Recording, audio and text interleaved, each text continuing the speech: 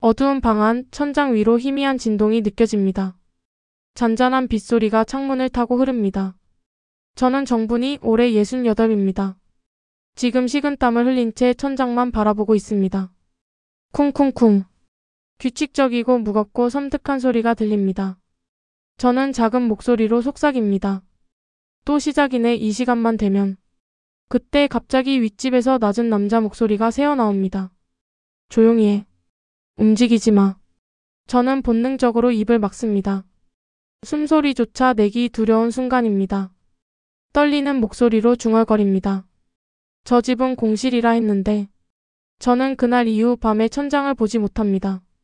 왜냐하면 그 소리는 사람이 낼 수 있는 소리가 아니었기 때문입니다. 시간은 며칠 전으로 돌아갑니다. 서울 외곽의 오래된 아파트 단지. 1990년대에 지어진 15층짜리. 건물들이 빼곡히 늘어서 있는 이곳이 제가 사는 곳입니다. 저는 이곳에서 30년째 살고 있습니다. 남편과 사별한 후 혼자서 꿋꿋하게 살아온 세월입니다. 아침 8시 저는 베란다에서 화분에 물을 줍니다. 장미, 제라늄, 허브손때 묻은 화분들이 작은 정원처럼 놓여 있습니다. 야, 이 녀석아. 물 좀 먹어야지. 시들어가는 장미 잎을 쓰다듬으며 혼잣말을 합니다. 이것이 제 일상입니다. 조용하고 느리고 평온한 하루하루입니다. 오전 10시 저는 장바구니를 들고 아랫동네 시장으로 향합니다. 엘리베이터를 기다리며 복도를 둘러봅니다. 깨끗하진 않지만 익숙한 풍경입니다. 분희 씨, 오늘도 시장 가세요? 옆집 김영숙 씨가 문을 열고 나옵니다. 저와 같은 나이 30년 지기 친구입니다. 응, 언니도 같이 갈래? 그럼 좋지. 기다려, 가방만 들고 올게. 우리는 함께 엘리베이터를 탑니다. 14층에서 1층까지 천천히 내려갑니다. 영숙 씨가 말합니다. 요새 윗집 시끄럽지 않아? 우리 집도 가끔 쿵쿵 소리 들려. 그러게. 이사 온 사람이 있나 봐. 저는 대수롭지 않게 대답합니다. 그때는 정말 그냥 그런 줄만 알았습니다. 시장은 활기찹니다. 과일 가게 아주머니, 반찬 가게 사장님, 생선 가게 할아버지 모두 오래 알고 지낸 사람들입니다. 분희 씨, 오늘 고등어 신선해요. 사과 한 봉지 가져가세요. 서비스. 익숙한 목소리들이 반갑습니다. 저는 필요한 것들을 사고 영숙 씨와 함께 아파트로 돌아옵니다. 오후 2시 집에 돌아와 점심을 먹습니다. 된장찌개와 김치 그리고 밥 한 공기. 혼자 먹는 밥이지만 외롭진 않습니다. TV에서 나오는 드라마를 보며 식사를 합니다. 오후 2시 설거지를 마치고 거실 소파에 앉습니다.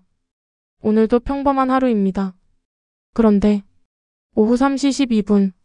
쿵. 천장 위에서 갑자기 소리가 들립니다. 저는 고개를 들어 천장을 봅니다. 뭐지? 정확히 5초 뒤. 쿵. 또 같은 소리가 들립니다. 아휴, 윗집이 이사 오나? 저는 별 생각 없이 중얼거립니다. 이사 짐을 나르는 소리겠거니 생각합니다. 하지만 소리는 계속됩니다. 쿵. 쿵. 쿵. 정확히 5초 간격으로. 저는 이상함을 느낍니다. 이사짐을 옮기는 소리치곤 너무 규칙적입니다. 시계를 봅니다. 3시 15분. 소리가 멈춥니다. 뭐였지? 저는 잠시 천장을 바라보다가 고개를 돌립니다. 그날은 그렇게 지나갑니다. 다음날 화요일. 저는 평소처럼 아침을 보내고 점심을 먹고 TV를 봅니다. 오후 3시가 가까워집니다. 이상하게도 저는 시계를 자꾸 쳐다보게 됩니다. 3시 13분. 쿵. 어제와 똑같은 소리가 들립니다. 저는 즉시 스마트폰을 꺼냅니다. 메모장을 엽니다. 5초 뒤. 쿵. 또 들립니다. 저는 메모를 시작합니다. 화요일 오후 313 소리 시작. 쿵. 쿵. 쿵. 저는 초침을 세며 소리의 간격을 잽니다. 5초. 정확히 5초입니다. 총 8번의 소리가 들리고 3시 17분에 멈춥니다. 저는 메모를 저장합니다. 총 8회. 5초 간격. 317 종료. 뭔가 이상합니다. 사람이 이렇게 정확하게 움직일 수 있을까요? 저는 영숙 씨에게 전화를 겁니다. 여보세요, 언니? 응, 분이야. 왜? 언니 혹시 윗집에서 소리 안 들려? 소리? 무슨 소리? 쿵쿵 하는 소리. 매일 오후 3시쯤. 에이, 우리 집은 안 들리는데? 이사 온 사람들 그런가 보지 뭐. 그런가. 저는 전화를 끊습니다. 혹시 제가 너무 예민한 걸까요? 하지만 소리는 분명히 들렸습니다. 수요일, 목요일, 금요일. 소리는 매일 같은 시간에 반복됩니다. 저는 매일 메모를 합니다. 수요일 314파레, 목요일 312파레, 금요일 315파레. 시작 시간은 조금씩 다르지만 횟수와 간격은 항상 똑같습니다. 저는 천장을 올려다보며 생각합니다. 저 집에 대체 누가 사는 걸까요? 왜 매일 같은 시간에 같은 행동을 할까요? 금요일 저녁 저는 영숙 씨네 집에 갑니다. 초인종을 누르자 영숙 씨가 문을 엽니다. 분이야. 들어와. 저는 거실로 들어가 앉습니다. 영숙 씨가 차를 내옵니다. 언니, 저 윗집 말인데. 또 그 소리야? 분이야, 너무 신경 쓰지 마. 요즘 젊은 사람들 운동도 집에서 하고 그러잖아. 근데 언니 너무 규칙적이야. 매일 오후 3시 정확히 5초 간격으로 8번. 영숙 씨가 잠시 멈춥니다. 그건 좀 이상하긴 하네. 그치? 나도 그래서 이상한 거야. 그럼 관리사무소에 한번 물어봐. 누가 이사 왔는지. 그래야겠다. 저는 차를 마시고 집으로 돌아옵니다. 그날 밤 저는 침대에 누워 천장을 봅니다. 윗집은 조용합니다. 하지만 왠지 불안합니다. 토요일 아침. 저는 관리사무소로 향합니다. 1층 구석에 자리한 작은 사무실. 젊은 남자 직원이 컴퓨터를 보고 있습니다. 안녕하세요. 직원이 고개를 듭니다. 안녕하세요. 무슨 일이세요? 저 1402호에 사는데요. 윗집 1502호에 대해 좀 여쭤보려고요. 1502호요? 잠시만요. 직원이 컴퓨터를 클릭합니다. 저는 가슴이 두근거립니다. 1502호. 직원이 화면을 보며 말합니다.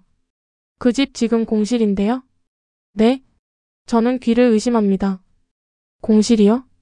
네, 3달 전에 이사 나가고 아직 새 입주자가 안 들어왔어요. 그럴 리가, 제가 매일 소리를 듣는데요. 소리요? 직원이 이상하다는 표정을 짓습니다. 층간소음 신고하시려는 건가요? 근데 그 집 정말 비어 있어요. 제가 직접 확인했거든요. 저는 할 말을 잃습니다. 네, 알겠습니다. 저는 사무실을 나옵니다. 복도를 걸으며 생각합니다. 공실이라고요? 그럼 제가 들은 소리는 대체 뭐란 말입니까? 엘리베이터를 타고 14층으로 올라갑니다.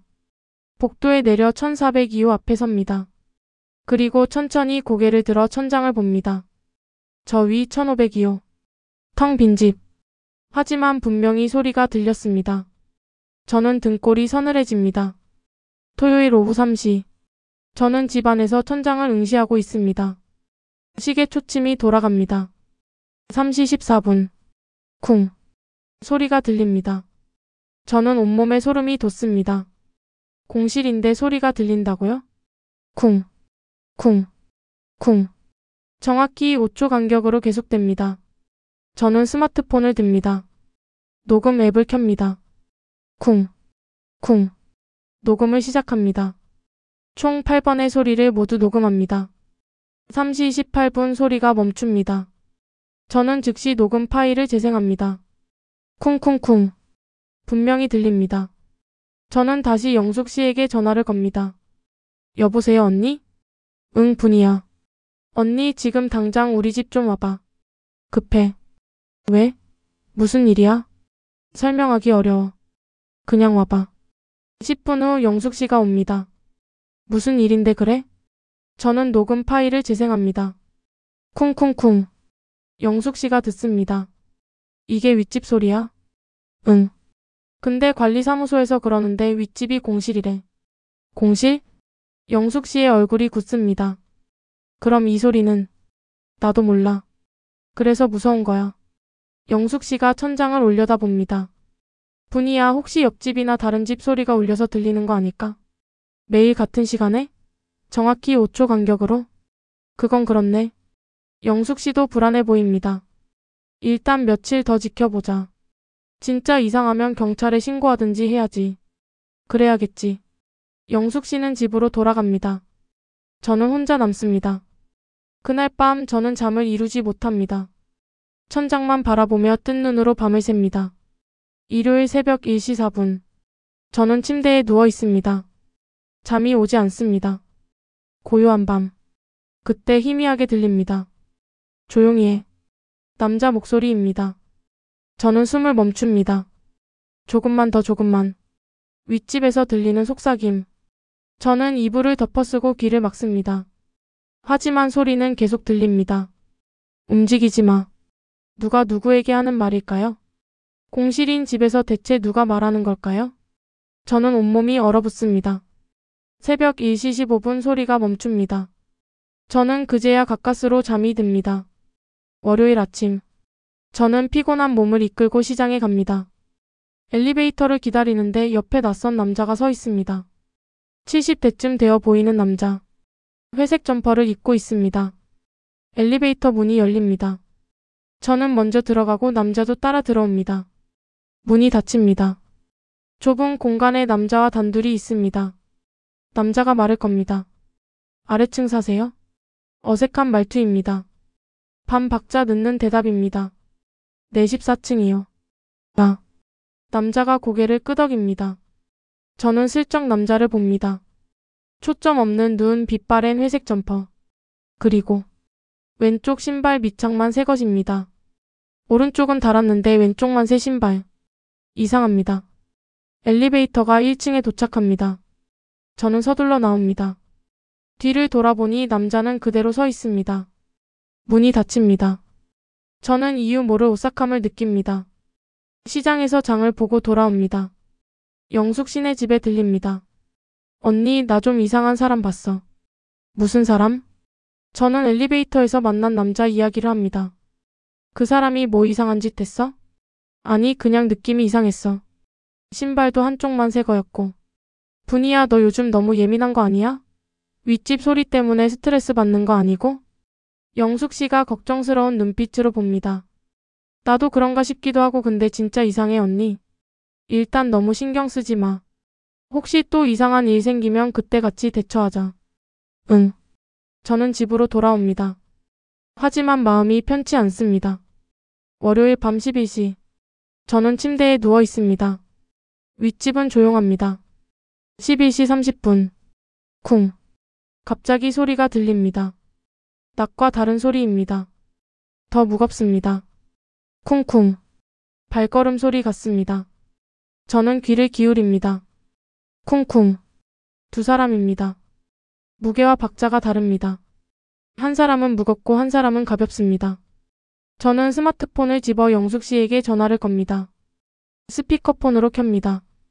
여보세요? 분이야, 왜 이 시간에? 언니, 지금 소리 들려? 무슨 소리? 윗집에서 나는 소리. 쿵쿵. 저는 스마트폰을 천장 쪽으로 향합니다. 들려? 분이야, 나 아무 소리도 안 들리는데. 진짜? 지금 분명히 발소리가. 쿵쿵. 계속 들립니다. 분이야, 너 정말 병원 한번 가봐. 요즘 스트레스 많이 받은 거 아니야? 아니야, 언니. 진짜 들린다니까. 알았어. 내일 같이 병원 가자. 응? 응. 저는 전화를 끊습니다. 아무도 믿어주지 않습니다. 화요일 아침. 저는 피곤한 얼굴로 일어납니다. 거울을 보니 눈 밑에 다크서클이 짙습니다.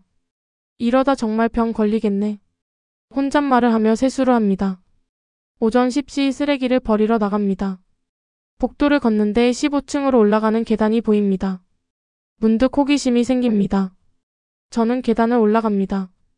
15층 복도. 1502호 앞에 섭니다. 문은 굳게 닫혀 있습니다. 그런데 문 앞에 배달 음식 봉투가 쌓여 있습니다. 하나, 둘, 셋, 5개. 모두 같은 치킨집 봉투입니다. 저는 가까이 다가가 봅니다. 봉투에 적힌 날짜를 확인합니다. 11월 23일, 24일, 25일, 26일, 27일. 일주일치입니다. 공실인 집에 배달 음식이 왜 쌓여 있을까요? 저는 손을 뻗어 문을 두드리려다 멈춥니다. 두려움이 앞섭니다. 저는 조용히 계단을 내려갑니다. 집으로 돌아와 영숙 씨에게 전화를 겁니다. 여보세요, 언니? 응, 분이야. 언니, 윗집 문 앞에 배달 음식이 쌓여 있어. 배달 음식? 공실인데? 그러게. 일주일치나 돼. 그럼 누가 시킨 거겠지. 혹시 관리사무소에서 잘못 알려준 거 아니야? 그럴까? 일단 관리사무소에 다시 한번 확인해봐. 알았어. 저는 다시 관리사무소로 내려갑니다. 같은 직원이 있습니다. 저 어제 왔던 사람인데요. 아, 네. 1502호 여쭤보셨던 분이시죠? 네. 그 집 정말 공실 맞나요? 네, 맞는데요. 왜요? 문 앞에 배달 음식이 쌓여 있던데요. 직원이 고개를 갸우뚱합니다. 배달 음식이요? 이상하네요. 제가 올라가서 확인해 볼게요. 같이 가도 될까요? 그러세요. 저는 직원과 함께 15층으로 올라갑니다. 1502호 앞. 저는 숨을 죽입니다. 그런데 배달 음식 봉투가 없습니다. 어? 저는 눈을 의심합니다. 어디 있다는 거죠? 직원이 묻습니다. 분명히 아까 여기 5개나 있었는데 아무것도 없는데요? 직원이 이상하다는 눈빛으로 저를 봅니다. 혹시 다른 집 앞 아니었어요? 아니에요. 분명히 여기. 저는 할 말을 잃습니다. 알겠습니다. 혹시 또 이상한 일 있으면 연락 주세요. 직원은 내려갑니다. 저는 혼자 1502호 앞에 섭니다. 분명히 있었습니다. 5개의 봉투가. 그럼 누가 가져간 걸까요? 언제요? 제가 집에 다녀온 1시간 사이에? 저는 온몸에 소름이 돋습니다. 누군가 저를 지켜보고 있는 걸까요? 수요일 아침. 복도 쓰레기 수거함에서 봉투가 찢어져 있습니다. 청소 아주머니가 정리하고 계십니다. 아이고, 누가 이렇게 아무렇게나 버렸어. 저는 도와드리려고 다가갑니다. 제가 도와드릴게요. 아이고, 고마워요. 쓰레기를 줍는데 작은 종이 조각 하나가 눈에 띕니다. 저는 그것을 집어듭니다. 찢어진 메모지. 연필로 휘갈겨 쓴 글씨. 오늘도 제발. 말하지 마. 뒷면에는 아무것도 없습니다. 저는 종이를 자세히 봅니다. 글씨체가 떨리는 것 같습니다. 누가 쓴 걸까요? 무엇을 말하지 말라는 걸까요? 저는 쓰레기 봉투를 봅니다. 15층에서 버린 것입니다. 1502호에서 떨어진 것일 수도 있습니다. 저는 쪽지를 주머니에 넣습니다. 집으로 돌아와 쪽지를 다시 봅니다. 말하지 마. 누군가 갇혀 있는 걸까요? 도움을 청하는 걸까요? 저는 결심합니다. 이제는 확실히 알아봐야겠다고. 수요일 오후. 저는 현관문 손잡이를 닦다가 이상한 점을 발견합니다. 손잡이에 손가락 자국이 있습니다. 제 것이 아닙니다. 더 큰 손, 남자 손입니다. 저는 가슴이 철렁합니다. 누가 우리 집 문을 만졌을까요? 저는 급히 스마트폰을 꺼내 사진을 찍습니다. 그리고 영숙 씨에게 보냅니다. 곧바로 전화가 옵니다. 분이야, 이게 뭐야? 우리 집 문손잡이야. 누가 만진 것 같아. 혹시 택배 기사님이나 그런 거 아니야? 택배 온 적 없어. 분이야, 진짜 경찰에 신고하는 게 좋겠어. 근데 뭐라고 신고해? 증거도 없는데. 그래도 너무 이상해. 진짜 조심해. 응. 저는 전화를 끊고 집안을 살핍니다. 다른 이상한 점은 없을까요? 베란다 창문을 확인합니다. 잠겨 있습니다. 방문들도 확인합니다. 이상 없습니다. 하지만 불안합니다. 누군가 제 집을 노리고 있는 것 같습니다. 저는 그날 밤 거실 소파에서 잠을 잡니다. 현관문이 보이는 곳에서. 혹시라도 누가 들어오면 바로 알 수 있도록. 목요일 새벽 3시.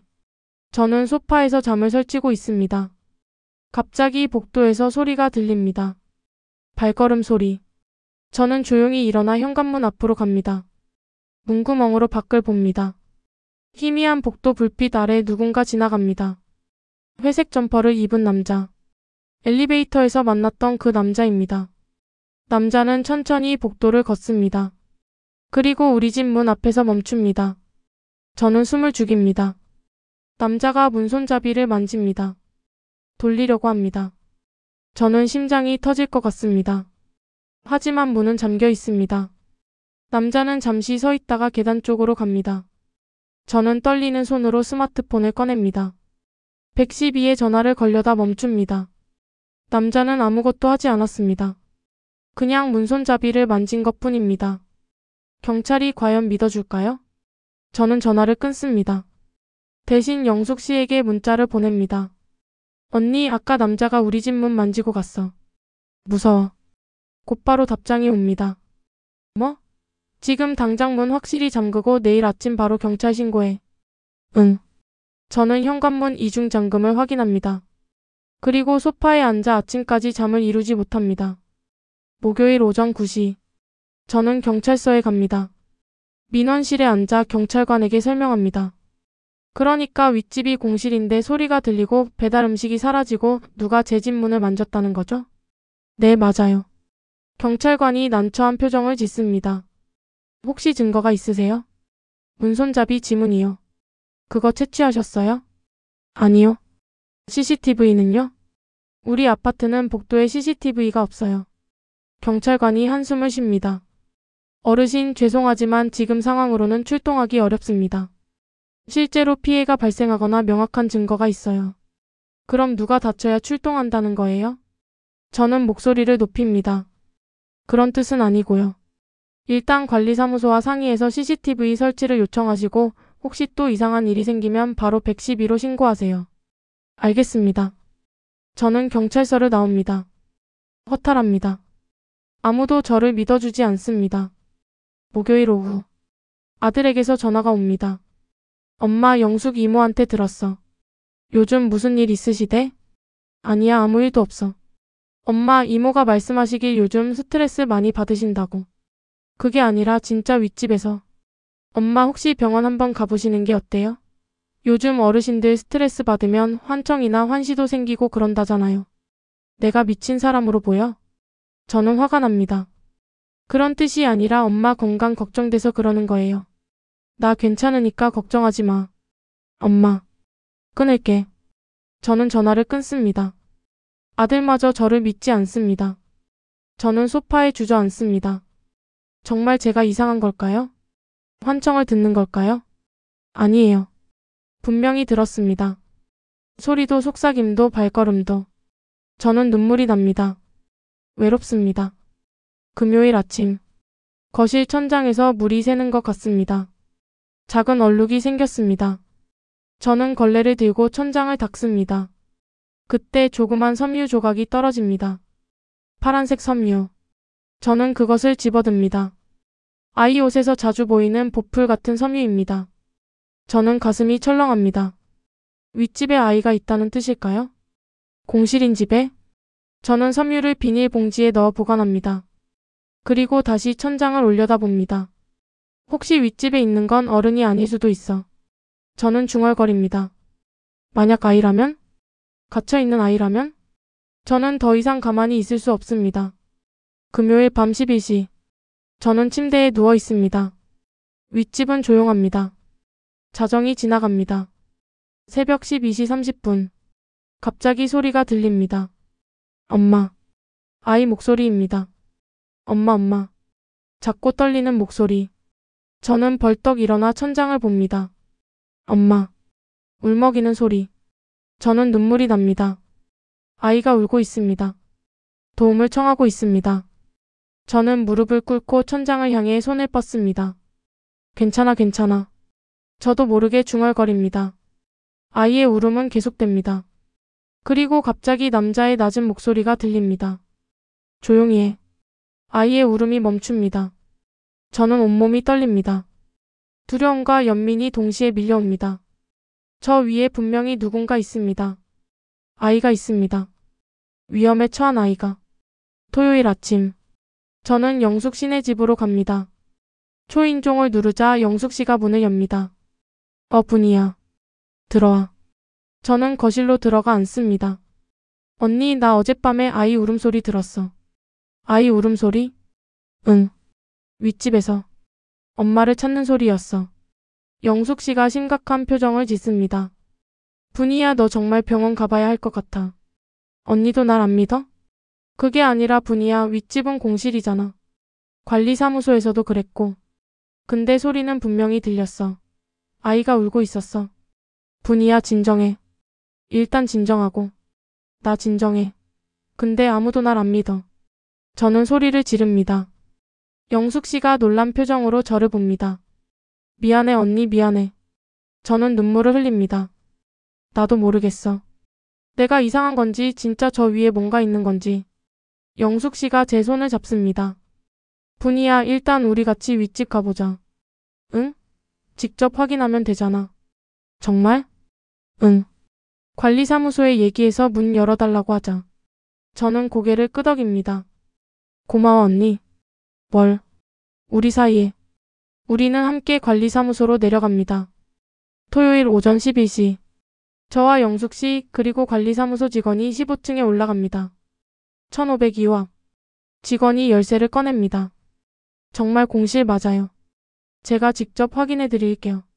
열쇠를 문에 넣으려는 순간 안에서 소리가 들립니다. 쿵.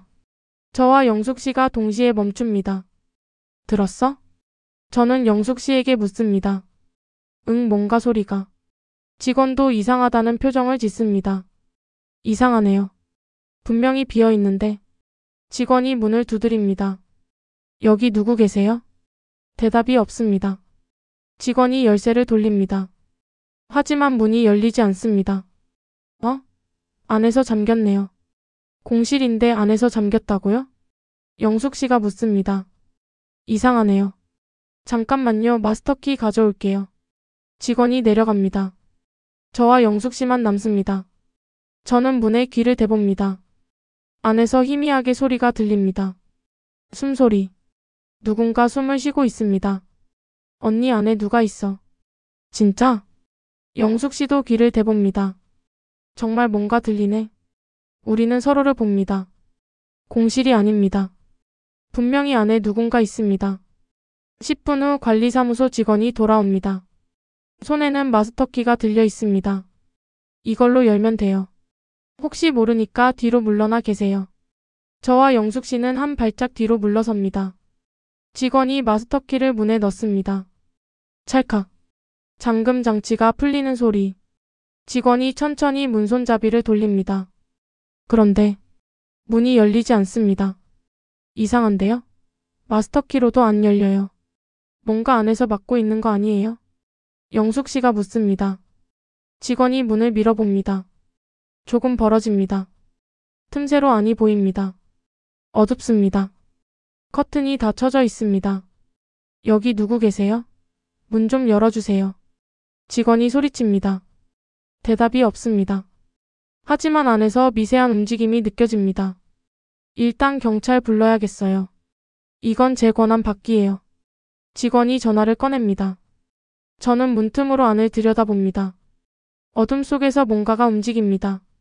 그리고 작은 손이 보입니다. 아이의 손. 창백하고 작은 손이 잠깐 빛에 스칩니다. 아이 안에 아이가 있어요. 저는 소리칩니다. 뭐라고요? 직원과 영숙 씨가 놀라 문틈을 봅니다.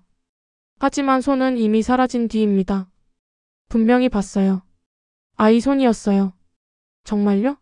나는 못 봤는데. 영숙 씨가 말합니다. 직원이 112에 전화를 겁니다. 여보세요, 경찰서죠?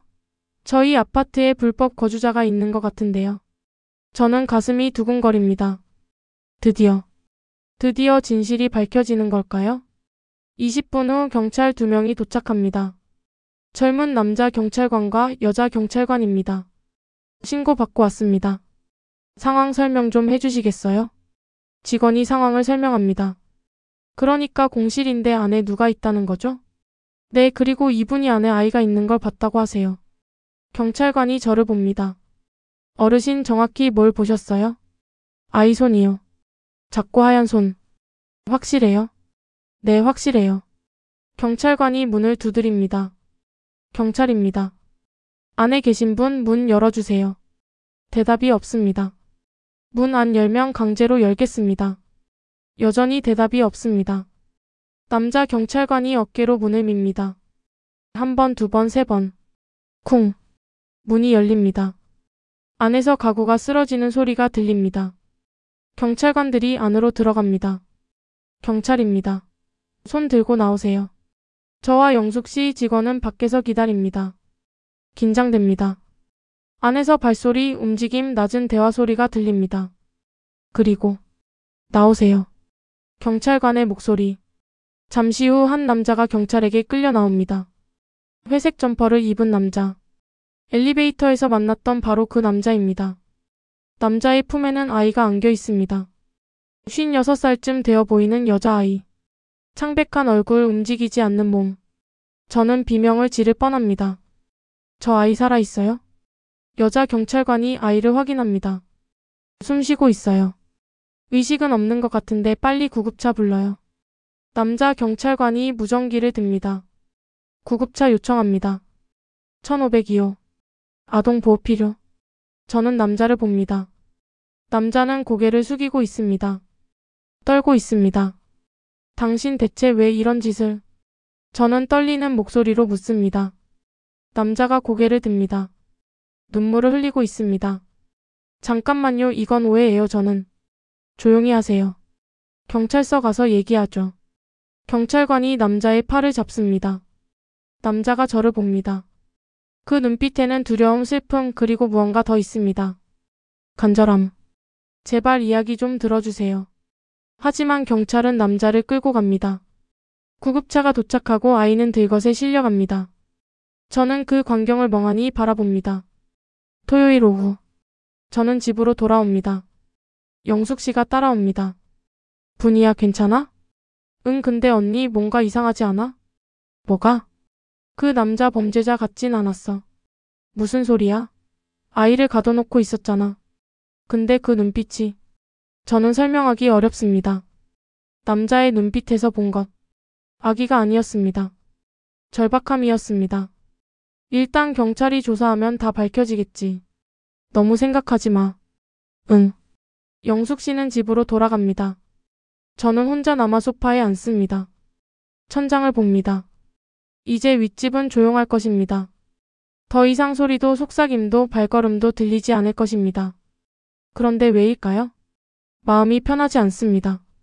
뭔가 놓친 것 같습니다. 중요한 것을. 일요일 아침. 저는 TV를 켭니다. 지역 뉴스가 나옵니다. 어제 서울 외곽의 한 아파트에서 불법 거주 중이던 남성과 아동이 발견됐습니다. 경찰은 남성을 아동학대 혐의로 조사 중입니다. 화면에 우리 아파트가 나옵니다. 모자이크 처리된 남자의 모습. 구급차에 실려가는 아이.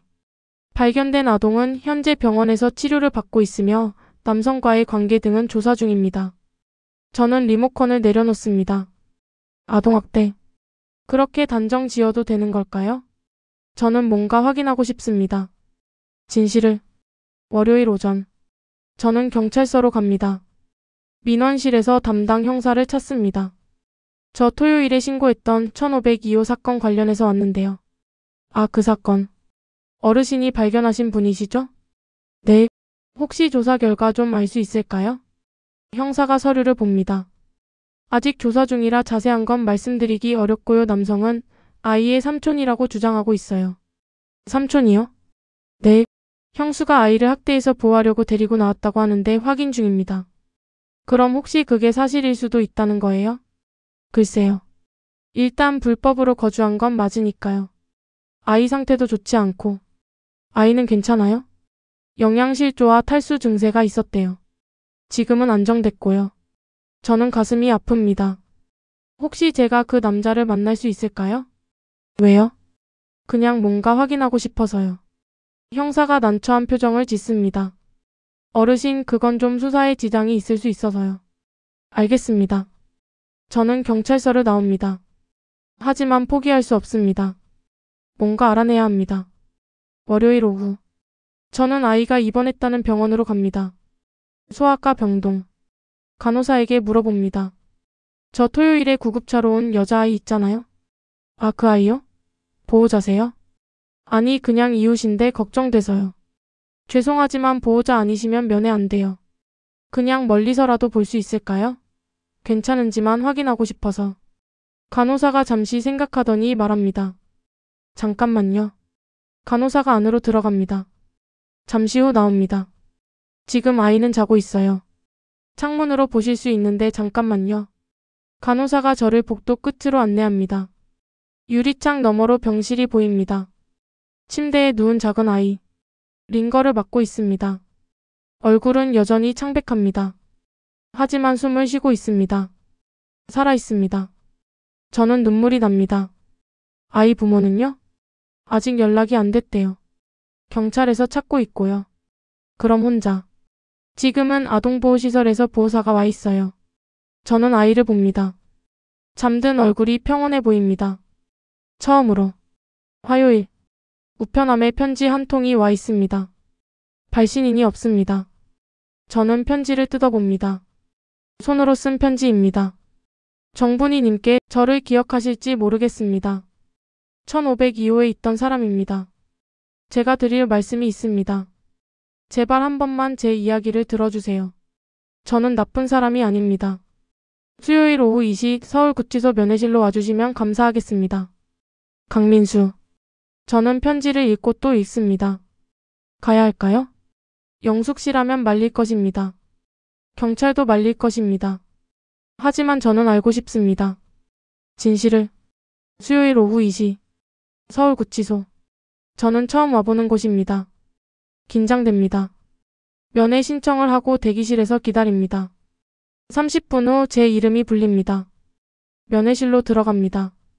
유리창 너머로 남자가 앉아 있습니다. 강민수. 회색 점퍼 대신 수영복을 입고 있습니다. 저는 앞에 앉습니다. 전화기를 듭니다. 남자도 전화기를 듭니다. 와주셔서 정말 감사합니다. 남자의 목소리는 떨립니다. 당신 대체 왜 그런 짓을 한 겁니까? 저는 단도직입적으로 묻습니다. 남자가 눈을 감습니다. 그리고 천천히 이야기를 시작합니다. 저는 그 아이의 삼촌입니다. 형이 딸이에요. 형수가 학대했다고 했죠? 내 형은 2년 전에 교통사고로 돌아가셨어요. 그 뒤로 형수가 달라졌어요. 남자의 목소리가 잠깁니다. 처음엔 아이를 방치하기 시작했어요. 밥도 안 챙겨주고 학교도 안 보내고 그러다가 점점 심해졌어요. 심해졌다는 게 때렸어요. 아이가 울면 더 때렸어요. 저는 여러 번 신고했어요. 경찰에도 아동보호기관에도. 남자가 고개를 숙입니다. 하지만 매번 침몰하는 이유로 아이를 돌려보냈어요. 상담하고 교육받고 그러면 된다고 근데 형수는 안 변했어요. 저는 숨을 죽이고 듣습니다. 3개월 전 제가 형수 집에 갔을 때 아이가 베란다에 갇혀 있었어요. 한겨울인데 옷도 제대로 안 입고. 남자의 눈에서 눈물이 흐릅니다. 그때 결심했어요.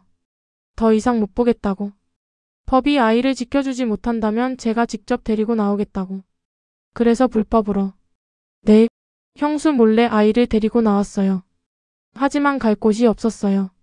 제 집에 가면 바로 찾을 거고. 그래서 공실에 숨은 거군요. 네, 죄송합니다. 저도 알아요. 제가 법을 어긴 거. 하지만 다른 방법이 없었어요. 남자가 저를 봅니다. 간절한 눈빛입니다. 아이 괜찮은가요? 병원에 있어요. 링거 맞고 있고요. 다행이다. 남자가 안도의 한숨을 쉽니다. 저는 복잡한 마음입니다. 이 남자가 범죄자일까요? 아니면 아이를 지키려 한 사람일까요? 저는 남자에게 묻습니다. 그럼 배달 음식은요? 어떻게 시켰어요? 일회용 폰으로요. 현관 앞에 두고 가달라고 했어요. 그래서 봉투가 쌓였던 거군요.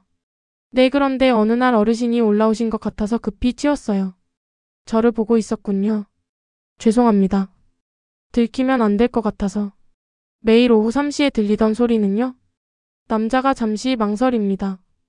아이 운동시키던 거예요. 계속 집에만 있으면 건강이 안 좋아질까 봐 제자리 뛰기 같은 거요. 그래서 규칙적이었군요. 네, 모든 퍼즐이 맞춰집니다. 정확한 시간, 같은 간격, 두 사람의 발걸음. 아이의 울음, 남자의 속삭임. 모두 이유가 있었습니다. 저는 남자를 봅니다. 당신 진짜 아이를 지키려고 한 거였군요. 네, 저는 그냥 조카를 지키고 싶었을 뿐이에요. 남자가 울먹입니다. 근데 이제 저 때문에 아이가 더 힘들어질까봐 두려워요. 저는 할 말을 잃습니다. 면회 시간이 끝났다는 안내 방송이 나옵니다.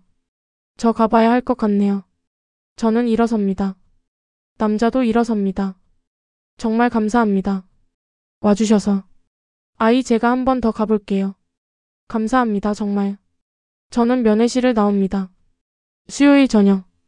저는 집으로 돌아와 영숙 씨를 부릅니다. 언니, 나 오늘 그 남자 만나고 왔어. 뭐? 분이야, 미쳤어? 왜 그런 위험한 짓을? 언니, 들어봐. 그 사람 말이 사실일 수도 있어. 저는 남자에게 들은 이야기를 전부 말합니다. 영숙 씨는 듣고만 있습니다. 그래서 우리가 뭘 어떻게 하자는 거야? 형수를 찾아가 보려고. 정말 미쳤구나. 왜? 진실을 확인하고 싶어. 정말로 아이를 학대했는지. 그건 경찰이 할 일이잖아. 근데 경찰은 그냥 남자만 범죄자로 볼 거야. 형수 얘기는 제대로 안 들을 거고. 영숙 씨가 한숨을 쉽니다. 분이야, 위험할 수 있어. 같이 가줄래? 혼자는 무서워. 영숙 씨가 저를 봅니다. 오랜 침묵. 정말 고집도 세. 그럼 가는 거야? 아이고, 어쩔 수 없지. 혼자 보낼 수 없잖아. 저는 영숙 씨를 껴안습니다. 고마워, 언니. 됐어, 됐어. 그래서 어디 사는데? 저는 남자에게 받은 주소를 봅니다. 서울 반대편. 40분 거리. 내일 아침에 가자. 알았어. 목요일 오전 10시. 저와 영숙 씨는 버스를 타고 형수의 집으로 갑니다. 낡은 빌라촌. 3층 건물. 201호. 저는 초인종을 누릅니다.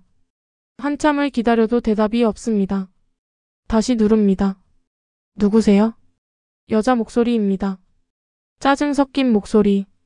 저 강민수 씨 관련해서 왔는데요. 잠시 침묵. 문이 열립니다. 30대 후반쯤 되어 보이는 여자. 헝클어진 머리, 지친 얼굴. 뭔데요? 민수가 뭘 또 저질렀어요? 저희 아파트에서 그 아이랑 같이 발견됐어요. 여자의 표정이 변합니다.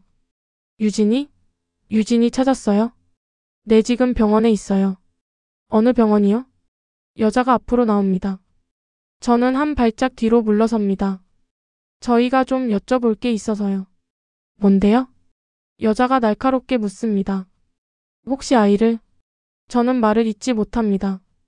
영숙 씨가 대신 말합니다. 아이한테 손 찍어만 적 있으세요? 여자의 얼굴이 굳습니다. 누가 그런 헛소리를 했어요? 강민수 씨가. 그 자식이? 진짜 끝까지 나를 범죄자로 만들려고 하네. 여자가 비웃습니다. 전 제 딸 때린 적 없어요. 단 한 번도. 하지만 믿기 싫으면 말고. 근데 지금 유진이 어디 있는지나 알려줘요. 내 딸이라고요. 여자가 소리를 지릅니다. 저는 당황합니다. 그때 옆집 문이 열립니다. 60대 여자가 나옵니다.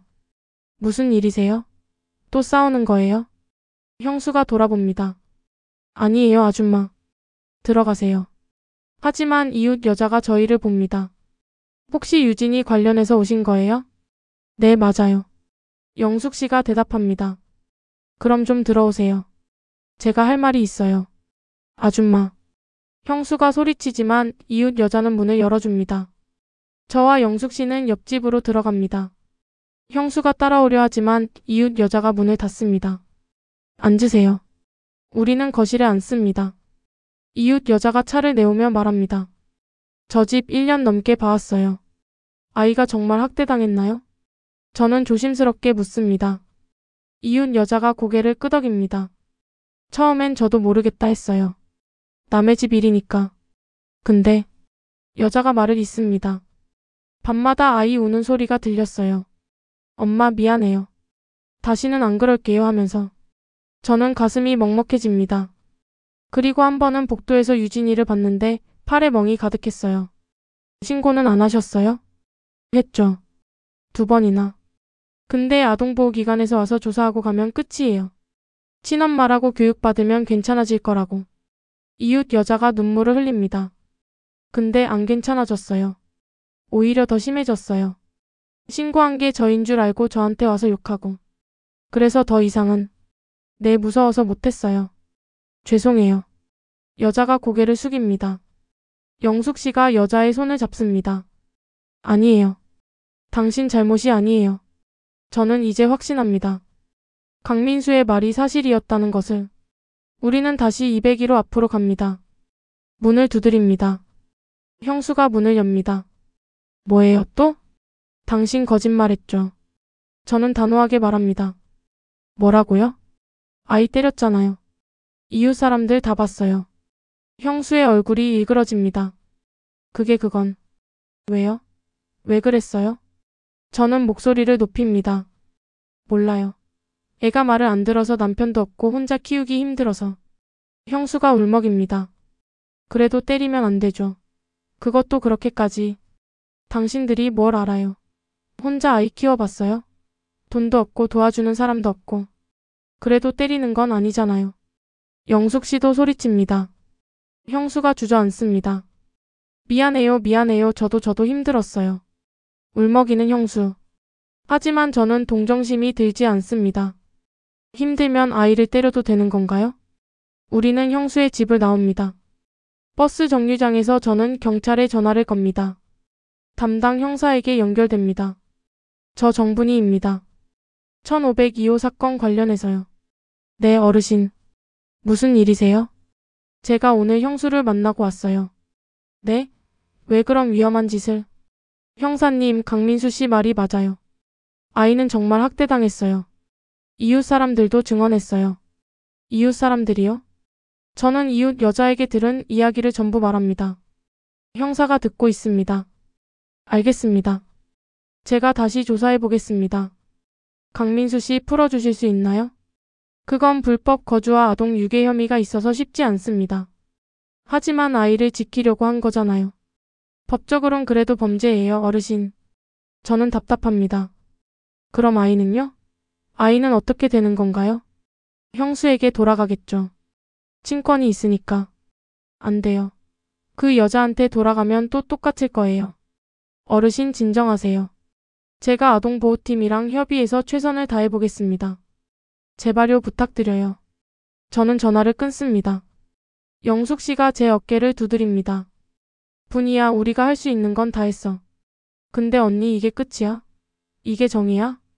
나도 모르겠어. 근데 우리가 더 할 수 있는 게 뭐가 있겠어? 저는 무력감을 느낍니다. 금요일. 저는 다시 병원으로 갑니다. 유진이를 보고 싶습니다. 소아과 병동. 간호사에게 부탁합니다.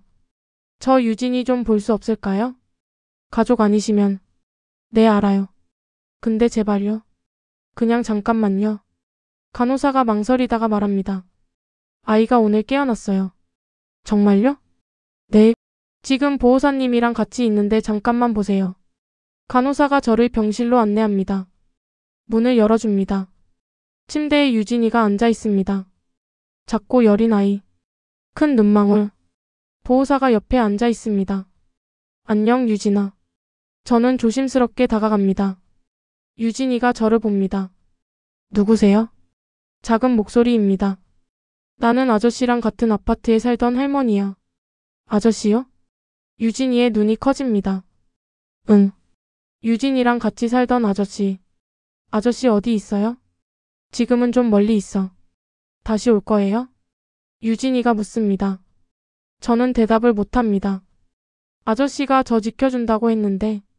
유진이의 눈에 눈물이 맺힙니다. 엄마한테 안 보낸다고 했는데. 저는 가슴이 찢어질 것 같습니다. 유진아. 할머니, 엄마한테 가기 싫어요. 유진이가 제 손을 잡습니다. 무서워요, 엄마, 무서워요. 저는 유진이를 안아줍니다. 괜찮아, 할머니가 지켜줄게. 하지만 저도 어떻게 해야 할지 모릅니다.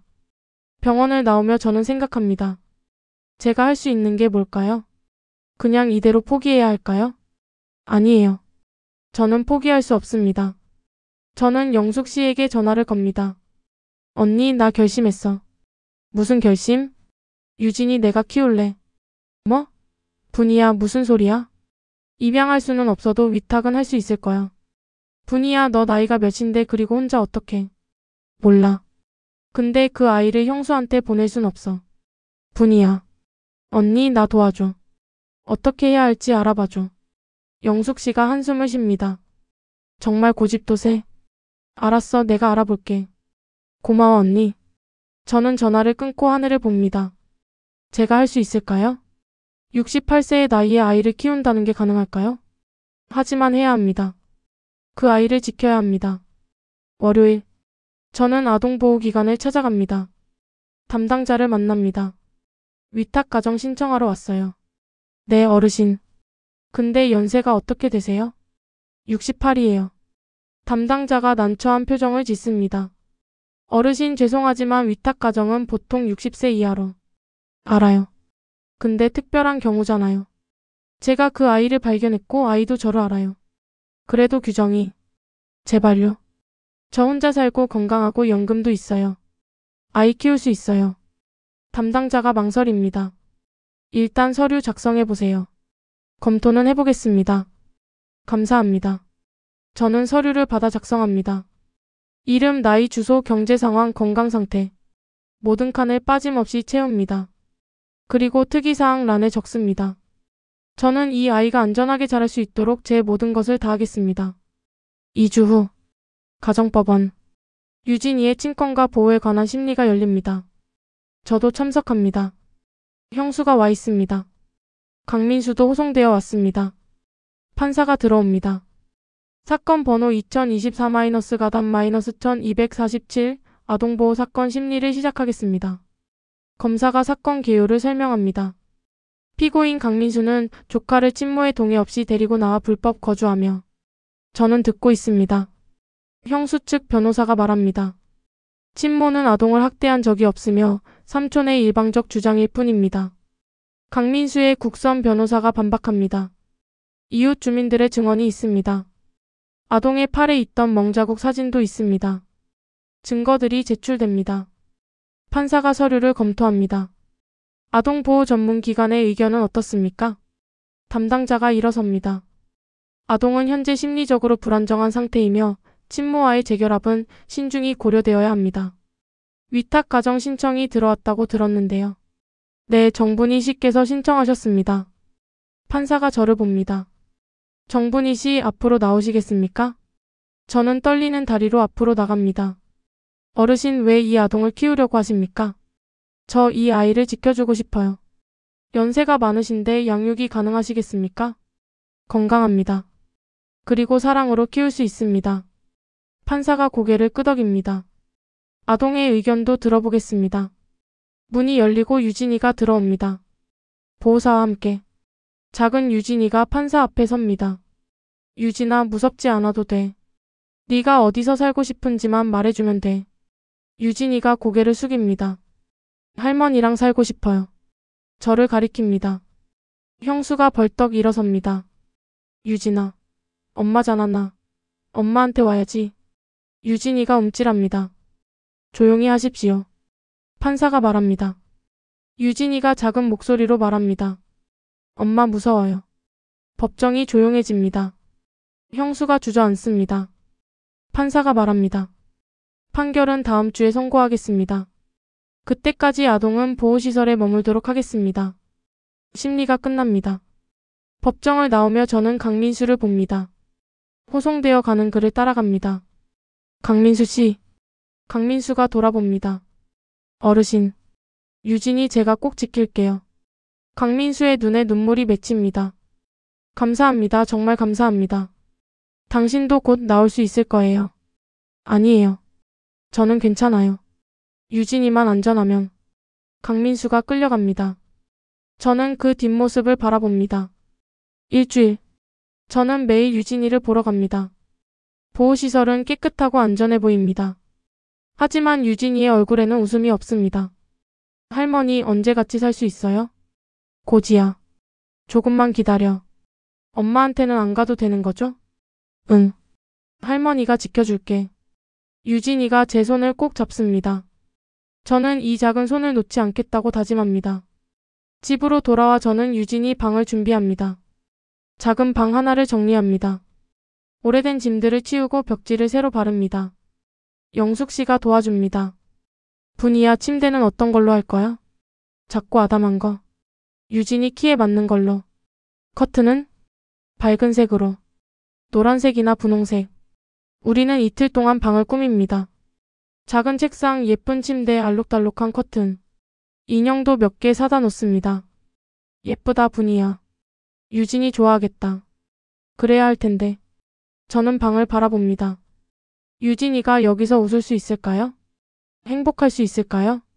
월요일 오전 10시. 다시 가정법원. 저는 영숙 씨와 함께 법정에 들어갑니다. 형수도 와 있습니다. 변호사와 무언가 대화하고 있습니다. 강민수는 오늘도 호송되어 왔습니다. 판사가 입장합니다. 모두 일어섭니다. 앉으십시오. 판사가 서류를 정리하며 말합니다. 사건 번호 2024-가담-1247 판결을 선고하겠습니다. 법정이 조용해집니다. 저는 숨을 죽입니다. 먼저 피고인 강민수에 대해서는 판사가 강민수를 봅니다. 피고인의 행위는 분명 불법이었습니다. 하지만 그 동기와 목적, 그리고 아동의 실제 상황을 고려할 때 정상 참작의 여지가 있다고 판단됩니다. 강민수가 고개를 듭니다. 따라서 징역 6개월 집행유예 2년을 선고합니다. 강민수의 어깨가 떨립니다. 다음으로 아동 유진의 양육권에 대해서는 저는 주먹을 꽉 쥡니다. 친모 김소희 씨에게는 친권 제한 1년을 선고합니다. 그 기간 동안 친모는 아동과의 접촉이 제한되며 상담과 교육을 이수해야 합니다. 형수가 고개를 떨굽니다.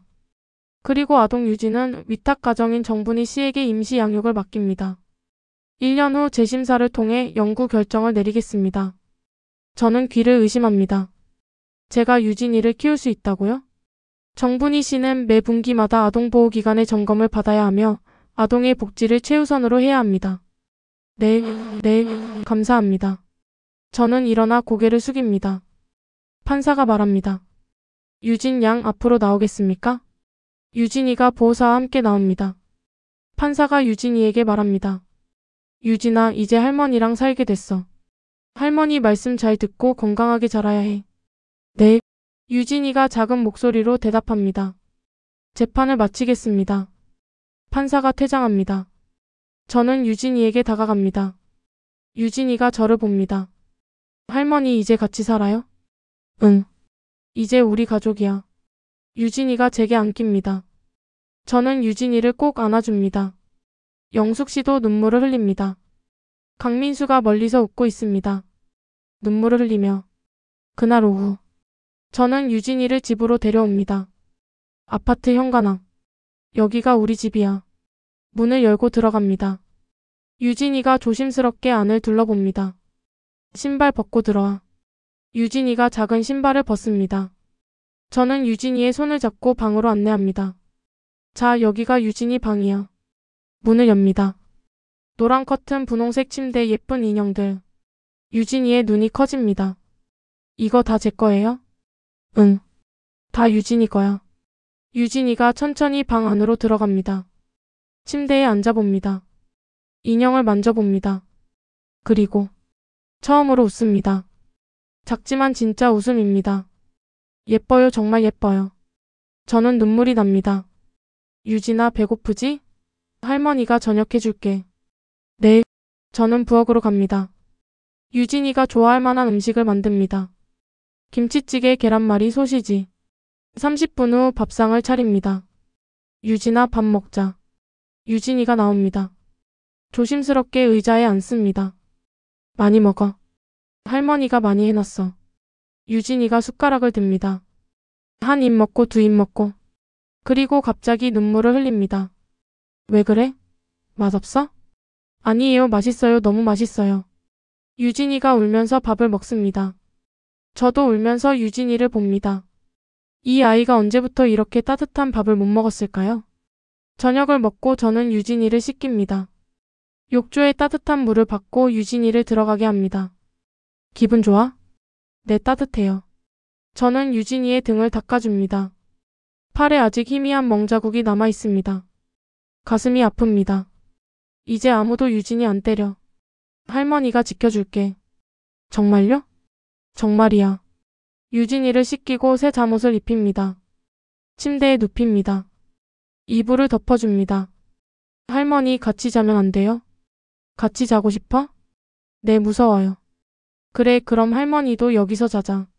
저는 유진이 옆에 눕습니다. 유진이가 제 팔을 꼭 잡습니다. 할머니. 응? 고맙습니다. 천만에. 우리 유진이. 유진이가 잠듭니다. 저는 유진이의 잠든 얼굴을 봅니다. 평온합니다. 처음으로. 다음 날부터 새로운 일상이 시작됩니다. 아침 7시 저는 유진이를 깨웁니다. 유진아, 일어나. 아침 먹어야지. 네. 유진이가 일어납니다. 세수를 시키고 아침을 먹입니다.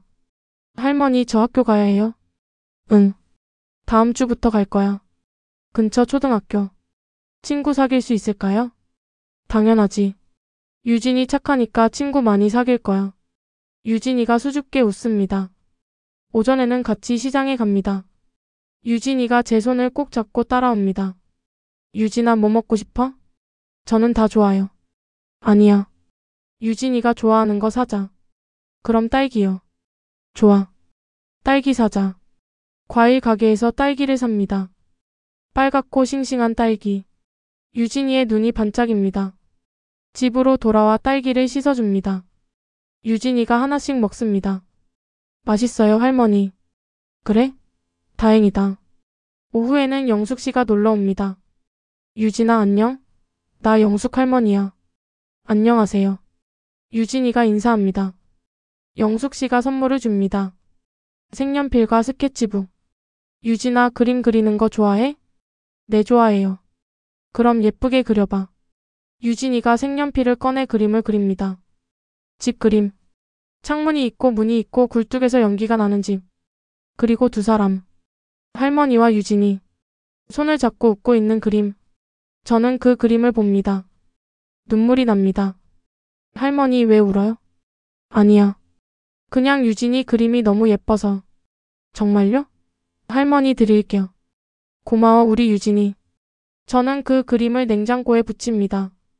매일 볼 수 있도록. 한 달 후. 강민수가 출소합니다. 저는 유진이와 함께 교도소 앞에서 기다립니다. 문이 열리고 강민수가 나옵니다. 아저씨. 유진이가 뛰어갑니다. 강민수가 유진이를 안아 올립니다. 유진아, 많이 컸네. 아저씨, 보고 싶었어요. 나도 너무 보고 싶었어. 강민수가 저를 봅니다. 어르신, 감사합니다. 정말 괜찮아요. 유진이 덕분에 저도 행복해요. 제가 뭐라도 도와드릴 게 있으면 지금은 당신부터 챙기세요. 일자리도 구하고 삶도 정리하고. 네, 그래야죠. 우리는 함께 식당으로 갑니다. 따뜻한 밥을 먹습니다. 강민수가 유진이에게 묻습니다. 유진아, 학교는 재미있어? 네, 친구도 생겼어요. 지은이랑 서연이랑. 그래? 다행이다. 아저씨는 어디서 살 거예요? 아저씨는 일단 고시원에서 지낼 거야. 돈 모아서 작은 집 얻고. 우리 집에 오면 안 돼요? 유진이가 묻습니다. 강민수가 당황합니다. 아니야, 유진아. 아저씨는 괜찮아요. 제가 말합니다. 우리 집 작은 방 하나 더 있어요. 거기 쓰세요. 어르신, 그럴 순 없습니다. 왜요? 유진이도 좋아하고 저도 혼자 사는 것보단 나아요. 하지만 그리고 유진이한테는 가족이 필요해요. 할머니만으론 부족해요. 강민수가 눈물을 흘립니다. 감사합니다. 정말 어떻게 보답해야 할지. 보답은 필요 없어요. 그냥 유진이랑 저랑 행복하게 살아요. 우리는 함께 집으로 갑니다. 1402호. 이제는 새 식구의 집입니다. 3개월 후. 우편함에 편지 한 통이 와 있습니다. 발신인 김소희. 형수입니다. 저는 편지를 뜯어봅니다. 정분이님께, 저는 김소희입니다. 갑자기 편지를 써서 놀라셨을 것 같습니다. 먼저 유진이를 잘 돌봐주셔서 감사합니다. 저는 지금 상담을 받고 있습니다. 제가 왜 그랬는지 어떻게 해야 하는지 배우고 있습니다. 쉽지 않습니다. 제 잘못을 인정하는 것도 바꾸는 것도. 하지만 하고 있습니다. 유진이를 위해서. 저는 아직 엄마 자격이 없다는 걸 알아요. 하지만 언젠가는 유진이가 저를 용서해 줄 수 있을까요? 그날까지 저는 노력하겠습니다. 유진이에게 제가 미안하다고 전해주세요. 그리고 사랑한다고. 김소희. 저는 편지를 접습니다. 복잡한 마음입니다. 용서할 수 있을까요? 그건 유진이가 결정할 일입니다. 저는 편지를 서랍에 넣습니다. 언젠가 유진이가 준비됐을 때 보여주겠습니다. 1년이 흘렀습니다. 유진이는 이제 7살입니다. 초등학교 1학년이 됐습니다. 키도 많이 컸고 얼굴에도 살이 올랐습니다. 무엇보다 웃음이 많아졌습니다. 오늘은 다시 법원에 가는 날입니다. 재심사. 유진이의 영구 양육권이 결정되는 날. 저는 유진이와 강민수와 함께 법원에 갑니다. 영숙 씨도 함께입니다. 법정에 들어갑니다. 판사가 말합니다. 1년 동안의 양육 상황을 검토했습니다. 아동보호기관의 보고서에 따르면 유진 양은 정분이 씨의 보호 아래 정서적, 신체적으로 매우 안정적인 상태입니다. 저는 안도의 한숨을 쉽니다. 친모 김소희 씨는 지난 1년간 성실히 상담과 교육을 이수했습니다. 하지만 아직 단독 양육은 적절치 않다고 판단됩니다. 형수가 고개를 숙입니다. 따라서 정분이 씨에게 유진 양의 법적 후견인 자격을 부여합니다. 친모는 월 1회 제한적 면접 교섭권을 갖습니다. 저는 고개를 숙여 감사를 표합니다. 유진 양 행복하니?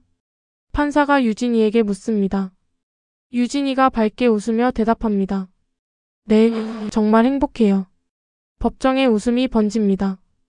판사도 미소 짓습니다. 그럼 됐다. 재판을 마치겠습니다. 우리는 법원을 나옵니다. 햇살이 따뜻합니다. 집으로 돌아오는 길, 엘리베이터에서 낯선 부부를 만납니다. 젊은 부부와 아기. 안녕하세요. 15층으로 이사 왔어요. 아, 그러세요? 반갑습니다. 혹시 1502호 맞으세요? 네, 맞아요. 저는 그 호수를 듣고 잠시 멈춥니다. 1502호. 모든 것이 시작된 곳. 뭐 불편한 거 있으면 언제든 말씀하세요. 제가 먼저 말합니다. 감사합니다.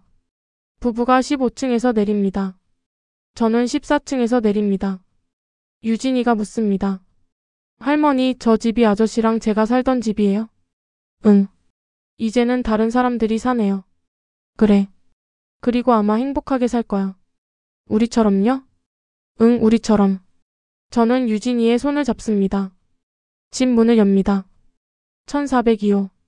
우리의 집. 저녁 준비를 합니다. 유진이는 숙제를 하고 강민수는 퇴근해서 돌아옵니다. 다녀왔습니다. 어서 와요. 저녁 곧 될 거예요. 우리는 식탁에 둘러앉습니다. 밥과 국, 반찬들. 잘 먹겠습니다. 유진이가 밝게 말합니다. 함께 밥을 먹습니다. 유진이가 학교 이야기를 합니다. 할머니, 오늘 미술 시간에 상 받았어요. 정말? 우리 유진이 대단한데?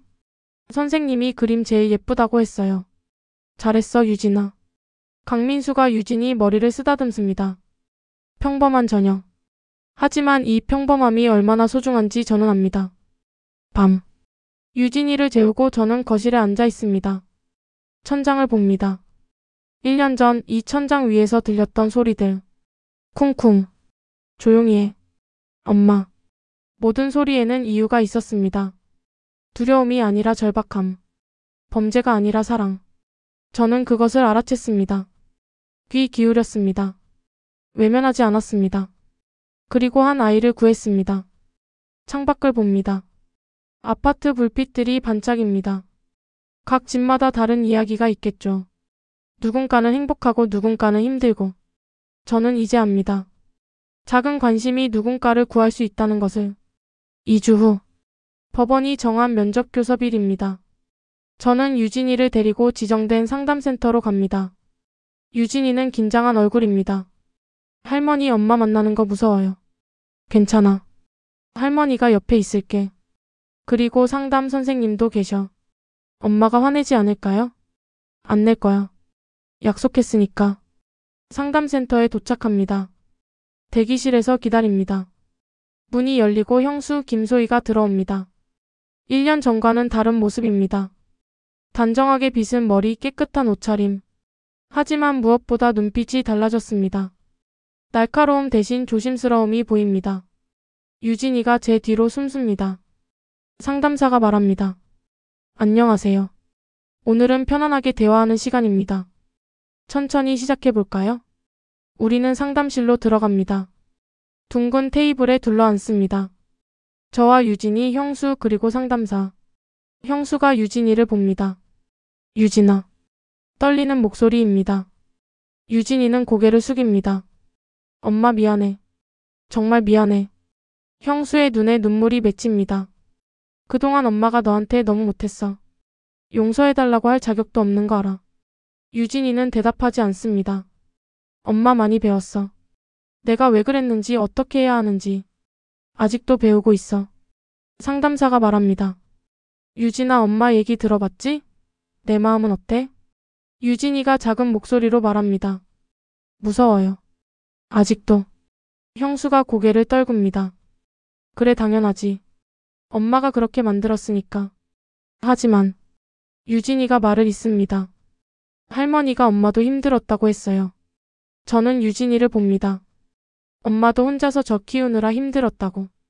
도와주는 사람도 없고 아빠도 없어서. 형수가 눈물을 흘립니다. 그래도 때리는 건 나쁜 거잖아요. 유진이가 형수를 봅니다.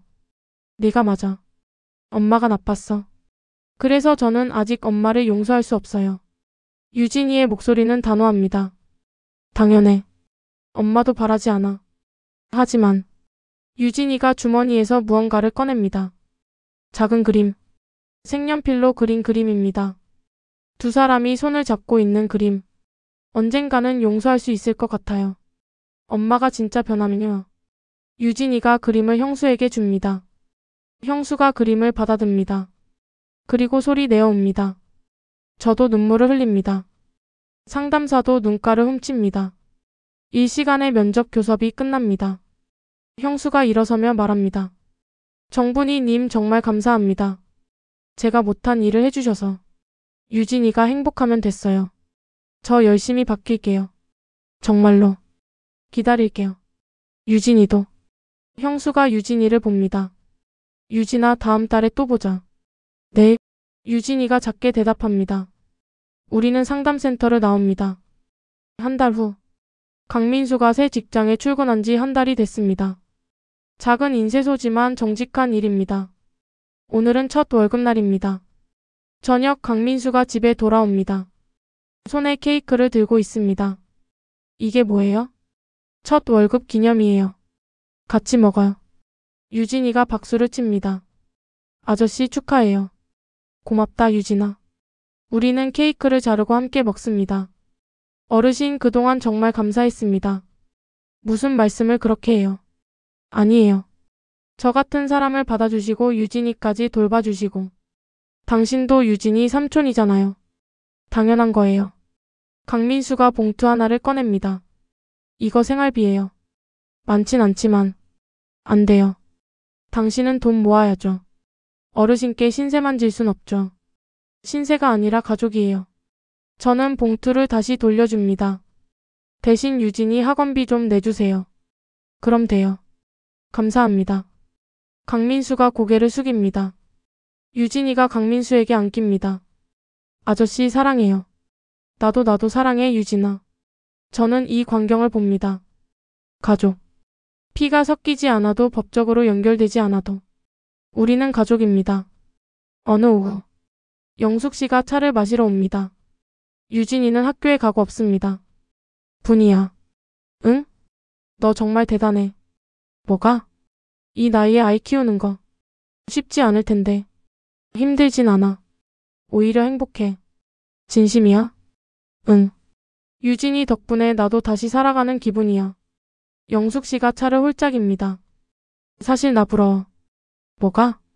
너한텐 이제 유진이가 있잖아. 나는 혼자거든. 영숙 씨의 목소리가 잠깁니다. 자식들은 명절에나 오고 평소엔 전화도 잘 안 하고. 언니, 가끔 외로워. 진짜. 저는 영숙 씨의 손을 잡습니다. 언니, 우리 집에 자주 와요. 우리가 언니 가족이에요. 정말? 당연하죠. 유진이도 영숙 할머니 좋아하잖아요. 영숙 씨가 눈물을 훔칩니다. 고마워, 분이야. 우리 서로 의지해요. 이 나이에 혼자 살긴 쉽지 않잖아요. 그래, 그러자. 영숙 씨가 웃습니다. 우리는 차를 마시며 이야기를 나눕니다. 젊었을 때 이야기, 자식 이야기, 앞으로의 이야기. 창밖으로 햇살이 들어옵니다. 따뜻합니다. 3개월 후. 유진이 학교에서 발표회가 있습니다. 저와 강민수, 영숙 씨가 함께 갑니다. 강당에 앉아 기다립니다. 무대 위로 유진이가 올라옵니다. 작은 드레스를 입고 있습니다. 유진이가 발표를 시작합니다. 제 제목은 나의 가족입니다. 유진이가 그림을 들어 보입니다. 큰집 그림. 그 안에 4사람이 그려져 있습니다. 할머니, 아저씨, 영숙 할머니, 그리고 유진이. 저는 할머니랑 살아요. 할머니는 저한테 밥도 해주시고 재워주시고 사랑해주세요. 유진이의 목소리는 밝습니다. 그리고 민수 아저씨도 있어요. 아저씨는 제 삼촌이에요. 저를 많이 아껴주세요. 강민수가 눈물을 훔칩니다. 영숙 할머니도 우리 가족이에요. 자주 놀러 오셔서 같이 놀아주세요. 영숙 씨도 울먹입니다. 전에는 무서웠어요. 엄마가 무서웠고 혼자 있는 게 무서웠어요. 강당이 조용해집니다. 하지만 지금은 행복해요. 매일 웃고 학교 가고 친구들이랑 놀아요. 유진이가 저를 봅니다. 할머니 사랑해요. 그리고 감사해요. 저를 구해주셔서. 저는 눈물이 쏟아집니다. 다른 부모들도 눈물을 흘립니다. 유진이의 발표가 끝나고 박수가 터져 나옵니다. 유진이가 무대에서 내려와 제게 달려옵니다. 할머니, 잘했어요? 잘했어. 정말 잘했어. 저는 유진이를 꼭 안아줍니다. 2년이 지났습니다. 유진이는 이제 초등학교 3학년입니다. 키도 훌쩍 컸고 성격도 밝아졌습니다. 친구들도 많고 학교 생활도 잘합니다. 어느 날 오후, 저는 거실에서 TV를 보고 있습니다. 유진이는 방에서 숙제를 하고 있습니다. 그때 천장 위에서 소리가 들립니다. 쿵쿵. 저는 고개를 듭니다. 다시 또 쿵쿵쿵. 하지만 이번에는 다릅니다. 규칙적이지 않습니다. 아이가 뛰어노는 소리입니다. 웃음소리도 들립니다. 까르르르. 엄마 목소리도 들립니다. 조심해. 천천히 뛰어. 저는 미소 짓습니다. 평범한 소리입니다. 행복한 소리입니다. 이제 윗집은 정말 평범한 가족이 살고 있습니다. 저는 천장을 보며 중얼거립니다. 잘 살고 있구나. 저녁. 강민수가 진지한 얼굴로 말합니다. 어르신 말씀드릴 게 있어요. 뭔데요? 저 독립하려고 해요. 저는 놀랍니다. 왜요? 여기 불편해요? 아니에요. 전혀요. 오히려 너무 편해서.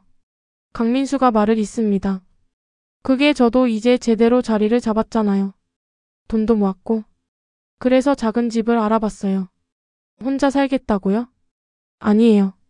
여기서 가까운데요. 걸어서 10분 거리. 그럼 왜?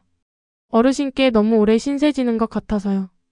그리고 유진이도 이제 크니까 삼촌이 너무 붙어 있으면 안 좋을 것 같고요. 저는 이해합니다. 유진이는 알아요? 아직이요. 오늘 얘기하려고요. 식사 후 우리는 유진이를 불러 앉힙니다. 유진아, 아저씨가 할 말이 있대. 유진이가 강민수를 봅니다. 유진아, 아저씨가 이사 가려고 해. 네? 어디로요? 여기서 가까운 곳. 걸어서 10분. 왜요? 여기 싫어요? 유진이의 눈에 눈물이 맺힙니다. 아니야. 여기 너무 좋아. 근데 아저씨도 이제 어른이잖아. 혼자 살 줄도 알아야 하고. 그래도 같이 살면 안 돼요? 유진아, 아저씨는 매일 올 거야. 저녁도 같이 먹고 주말엔 같이 놀고. 정말요? 정말이야. 약속할게. 유진이가 생각합니다. 알았어요. 근데 진짜 자주 와야 해요. 그럼 매일 올게. 강민수가 유진이를 안아줍니다. 한 달 후 강민수가 이사를 갑니다. 우리는 함께 짐을 옮깁니다. 작지만 깨끗한 원룸입니다. 어때요? 괜찮죠? 좋아요. 혼자 살기 딱 좋네요. 유진아, 주말에 여기서 자고 가도 돼. 진짜요? 좋아요. 우리는 강민수의 새 집을 정리해 줍니다. 저녁에 다 같이 치킨을 시켜 먹습니다. 건배. 우리는 웃으며 콜라잔을 부딪힙니다. 1년 후. 유진이는 이제 형수를 한 달에 2번 만납니다. 형수는 꾸준히 상담을 받았고 많이 변했습니다. 오늘은 유진이가 먼저 제안했습니다. 할머니, 엄마도 우리 집에 초대하면 안 돼요? 저는 놀랍니다. 정말? 엄마 집에 오는 거 괜찮아? 네, 이제는 괜찮은 것 같아요. 저는 형수에게 전화를 겁니다. 유진이가 댁을 초대하고 싶대요. 정말요? 제가 가도 되나요? 유진이가 원해요. 감사합니다, 정말. 일요일 오후. 형수가 집에 옵니다. 손에 과일 바구니를 들고 있습니다. 안녕하세요. 조심스러운 태도입니다. 들어오세요. 유진이가 문을 열어줍니다. 엄마, 여기 앉아요. 응, 고마워. 어색한 시간이 흐릅니다. 저는 차를 내옵니다. 유진아, 엄마한테 방 구경시켜줄래? 네. 유진이가 형수의 손을 잡습니다. 엄마, 여기 봐요. 제 방이에요. 방 안으로 들어갑니다. 노란 커튼, 분홍 침대, 책상 위에 책들. 벽에는 유진이가 그린 그림들이 붙어 있습니다. 예쁘다, 유진아. 할머니가 다 해주셨어요. 할머니께 정말 감사드려야겠다. 형수가 책상 위에 사진을 봅니다. 가족 사진입니다. 할머니, 강민수 아저씨, 영숙 할머니, 그리고 유진이. 모두 웃고 있습니다. 유진아, 행복하구나. 네, 정말 행복해요. 유진이가 서랍을 엽니다. 그리고 무언가를 꺼냅니다. 편지입니다. 엄마, 이거 읽어보세요. 뭔데? 제가 쓴 거예요. 형수가 편지를 펼칩니다. 엄마에게, 저는 오랫동안 엄마를 용서할 수 없었어요. 엄마가 저한테 했던 일들이 너무 아팠고 무서웠어요. 하지만 이제는 알아요. 엄마도 힘들었다는 것. 아빠가 없어서 혼자서 저를 키우느라 힘들었다는 것. 그래도 때리는 건 나빴어요. 절대로. 하지만 엄마가 변하려고 노력하는 걸 봤어요. 상담도 받고 저한테 미안하다고도 하고. 그래서 이제는 조금씩 용서하려고 해요. 시간이 걸리겠지만 언젠가는 진짜 용서할 수 있을 것 같아요. 엄마 사랑해요. 유진이가. 형수가 편지를 읽으며 눈물을 흘립니다. 유진아, 미안해, 정말 미안해. 유진이가 형수를 안아줍니다. 괜찮아요, 엄마. 이제는. 저는 방 밖에서 이 광경을 봅니다. 눈물이 납니다. 용서. 그것이 얼마나 어렵고 얼마나 아름다운지. 몇 주 후. 저는 복도에서 15층 이웃을 만납니다. 1502호에 사는 젊은 부부입니다. 안녕하세요, 어르신. 아, 안녕하세요. 저희 아이가 요즘 시끄럽게 해서 죄송해요. 아니에요. 아이들은 뛰어노는 게 당연하죠. 그래도 층간소음 신경 쓰이시죠? 전혀요. 오히려 행복한 소리예요.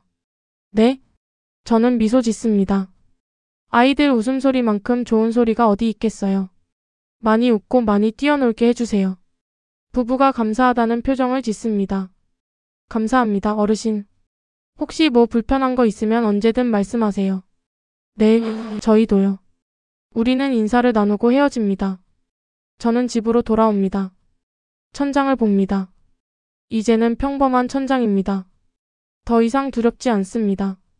5년이 흘렀습니다. 유진이는 이제 12살 중학생이 됐습니다. 키도 제 어깨까지 왔습니다. 저는 이제 73세입니다. 예전보다는 힘이 들지만 여전히 건강합니다. 강민수는 작은 인쇄소를 차렸습니다. 사업이 잘 되어 직원도 2명 고용했습니다. 그리고 여자친구도 생겼습니다. 착하고 따뜻한 사람입니다. 유진이도 좋아합니다. 영숙 씨는 여전히 자주 놀러 옵니다. 이제는 거의 매일 저녁을 함께 먹습니다. 형수는 재취업을 했습니다. 카페에서 일하며 새로운 삶을 살고 있습니다. 유진이와는 일주일에 한 번 만납니다. 천천히 조금씩 관계를 회복하고 있습니다. 오늘은 유진이 졸업식입니다. 초등학교 졸업. 저와 강민수 여자친구, 영숙 씨, 그리고 형수까지 모두 함께 갑니다. 강당에서 유진이를 기다립니다. 유진이가 무대 위로 올라갑니다. 졸업장을 받습니다. 우리는 박수를 칩니다. 유진이가 저를 봅니다. 그리고 손을 흔듭니다. 저도 손을 흔들어 줍니다. 눈물이 납니다. 5년 전 창백하고 두려움에 떨던 아이. 지금은 밝게 웃는 건강한 아이. 기적입니다. 작은 기적. 졸업식 후. 우리는 다 같이 식당에서 식사를 합니다. 유진아, 중학교 가면 공부 더 열심히 해야 해. 강민수가 말합니다. 알아요, 아저씨. 할머니는 유진이가 하고 싶은 거 하면 돼. 꼭 공부가 아니어도. 저는 유진이 머리를 쓰다듬습니다. 할머니, 저 커서 사회복지사 되고 싶어요. 사회복지사? 네. 저처럼 힘든 아이들 도와주고 싶어요. 모두가 조용해집니다. 저는 가슴이 뭉클합니다. 잘 생각했다, 유진아. 넌 분명 훌륭한 사회복지사가 될 거야. 정말요? 응. 왜냐하면 유진이는 고통을 아니까. 그래서 다른 사람 고통도 이해할 수 있어. 유진이가 웃습니다. 밤 집으로 돌아옵니다. 유진이를 재웁니다. 할머니, 오늘 정말 행복했어요. 나도 행복했어. 할머니, 사랑해요. 나도 사랑해, 우리 유진이. 유진이가 잠듭니다. 저는 거실로 나와 소파에 앉습니다. 창밖을 봅니다. 아파트 불빛들이 반짝입니다. 각 집마다 이야기가 있습니다.